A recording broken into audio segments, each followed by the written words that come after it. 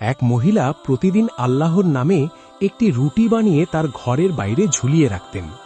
সেই রুটি নিতে প্রতিদিন এক কুঁজো বৃদ্ধ আসত, কিন্তু রুটিটি নেওয়ার পর ধন্যবাদ দেওয়ার বদলে সে বিড়বিড় করে একটি অদ্ভুত কথাই বলতো, তুমি যা করেছ তাই তোমার কাছে ফিরে আসবে। মহিলাটির খুব রাগ হতো। তার মনে হতো এই বৃদ্ধ কৃতজ্ঞতা প্রকাশ বা দোয়া করার বদলে উল্টোপাল্টা বকছে।